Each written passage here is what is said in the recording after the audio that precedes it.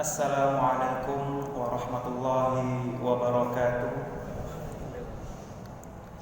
Innal hamdalillah nahmaduhu wa nasta'inuhu wa nastaghfiruh wa na'udzu billahi min shururi anfusina wa min sayyiati a'malina. May yahdihillah fala mudilla lahu wa may yudlil fala hadiya lahu. Asyhadu an la ilaha illallah wahdahu la syarika lah wa asyhadu anna Muhammadan abduhu wa rasuluh la nabiyya wa la rasula ba'dah. Qala Allah ta'ala fi kitabihil karim, a'udzu billahi minasy syaithanir rajim. Innallaha ya'muru bil 'adli wal ihsan wa ita'i dzil qurba wa yanha 'anil fahsya'i wal munkari wal baghi ya'idzukum la'allakum tadhakkarun. Ma'asyiral muslimin wal muslimat Masjid Muhammadiyah Kelayan rahimani wa rahimakumullah.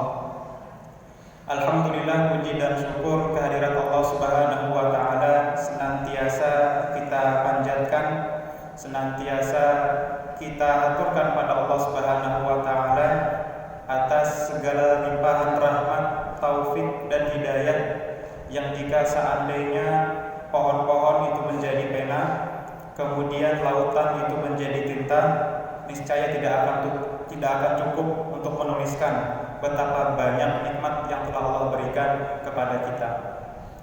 Salawat dan salam tak lupa kita aturkan kepada Nabiullah Muhammad sallallahu alaihi wasallam, karena beliaulah yang telah sangat berjasa disampaikannya wahyu oleh Jibril alaihissalam kepada Rasul sallallahu alaihi wasallam. Wahyu itu berupa Al-Qur'an dan turun secara mutawatir, artinya berangsur-angsur kepada Rasul sallallahu alaihi wasallam selama 23 tahun. Maka ketika Rasul sallallahu alaihi wasallam di Gua Hira sedang bertahanus menyendiri, ittala'a alaihi Jibril, maka datang kepadanya Jibril seraya mengatakan Iqra.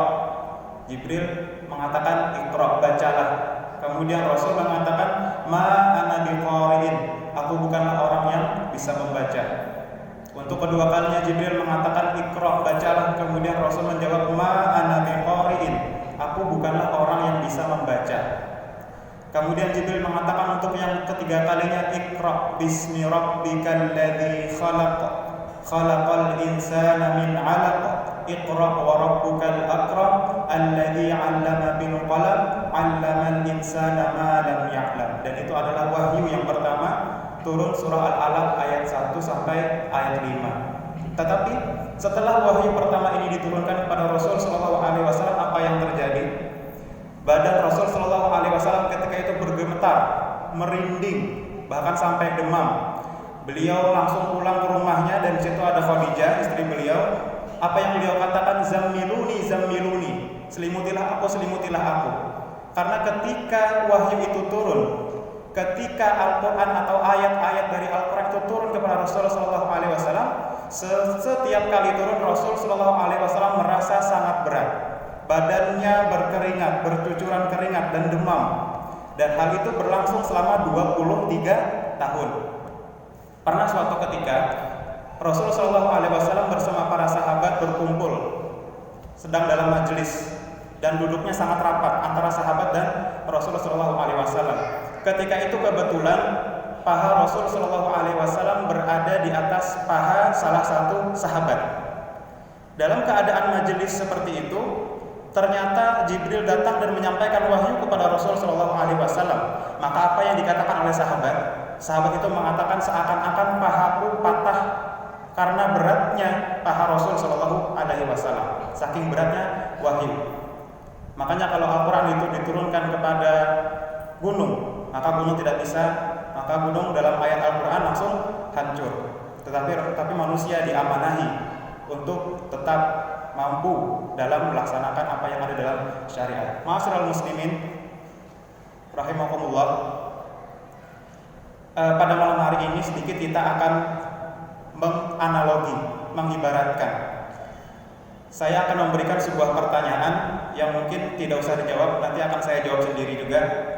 Tapi mari kita renungi bersama-sama. Kenapa sebuah pertandingan, ambil contoh pertandingan sepak bola itu terasa menarik? Itu pertanyaan pertama. Pertanyaan kedua kurang lebih seperti ini. Kenapa pertandingan badminton itu terasa menarik, ataupun pertandingan voli itu terasa menarik atau seru, bahkan banyak fans? Ada dari Liga Inggris, Liga Italia, Liga Indonesia dan lain sebagainya, macam-macam sepak bola. Kira-kira apa yang membuat sepak bola itu menarik? Apakah pemainnya? Apakah bolanya? Apakah wasitnya? Maka jawabannya adalah yang membuat segala pertandingan termasuk sepak bola itu menarik adalah peraturannya. Jadi peraturan itulah yang membuat kemudian sebuah pertandingan terasa menarik. Ketika musuh menyerang ke pertahanan kita dalam pertandingan sepak bola dan gol, maka musuh mendapatkan 1 poin atau 1 gol. Itu adalah aturan. Begitupun sebaliknya, ketika kita menyerang ke musuh, kita berhasil mencetak gol, maka kita dapat poin. Begitupun dalam voli, begitupun dalam badminton dan lain sebagainya. Maka apa yang bisa kita analogikan? Yang bisa kita analogikan adalah bahwa dalam kehidupan bermasyarakat, bernegara, bahkan beragama, kita memiliki aturan-aturan. Kita memiliki aturan-aturan yang itu harus ditaati, harus dipatuhi, terutama aturan-aturan dalam beragama. Bagaimana yang namanya sholat itu 5 waktu dalam sehari yang wajib.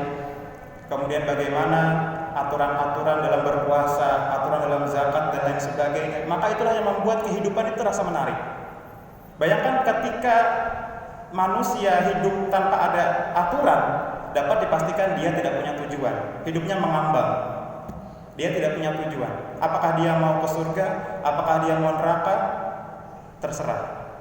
Maka setidaknya aturan dalam kehidupan itu intinya ada 2, perintah dan larangan. Sebagaimana yang kita bacakan dalam pembukaan tadi, surah An-Nahl ayat 90, yang biasanya juga disampaikan oleh para khotib ketika akhir khutbah, walaupun itu bukan rukun daripada khutbah.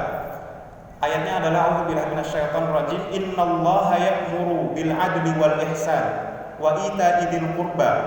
Sesungguhnya Allah ya'muru. Kalau dalam bahasa Arab, ya'muru ini termasuk dalam fi'il mudhari.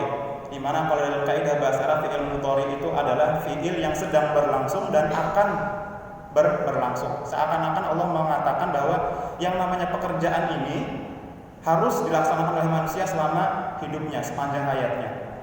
Apa saja? Ya'muru bil adli adalah adil, di mana manusia harus mengutamakan keadilan. Apakah keadilan itu menyamaratakan? Tidak juga.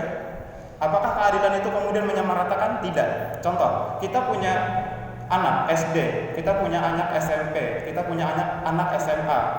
Apakah masing-masing dari mereka kita beri uang saku 5.000? Maka jawabannya tidak.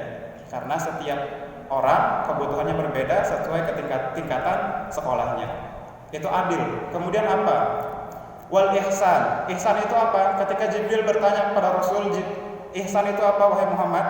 Kemudian Muhammad mengatakan, anta budallah ka'annaka tara fa illam takun tarahu fa innahu yarah. Ihsan itu adalah ketika engkau beribadah, engkau melihat Allah. Tetapi kata Nabi, ketika engkau tidak mampu melihat Allah, maka yakinlah bahwa Allah melihat kita. Itu adil, ihsan, dan terakhir wa ita idil qurba, dan memberikan kepada sesama kerabat. Ini adalah ayat tentang perintah. Kemudian larangan, wa yanha 'anil fahsya'i wal munkari wal baghi. Kita dilarang berbuat fahsya, berbuat kejian. Mungkar adalah kejahatan kriminal. Contohnya adalah merampok, begal. Di Jogja sedang viral kelitih dan lain sebagainya. Kemudian wal baghi adalah permusuhan. Jadi dalam kehidupan kita setidaknya ada aturan-aturan yang harus ditaati dan aturan-aturan yang harus dihindari, karena itu merupakan mewarnai dalam kehidupan kita. Sebagaimana contohnya tadi adalah pertandingan sepak bola, di mana ada aturan, maka itulah yang membuatnya menarik. Demikian yang bisa kita sampaikan, dan semoga kita senantiasa diistiqomahkan oleh Allah Subhanahu wa taala dalam menaati segala aturan Allah.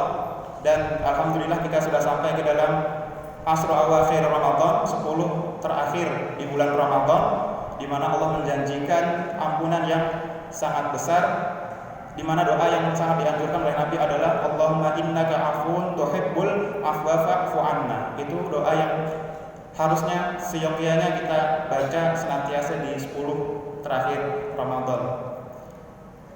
Wabillahi taufiq wal hidayah. Wassalamualaikum warahmatullahi wabarakatuh.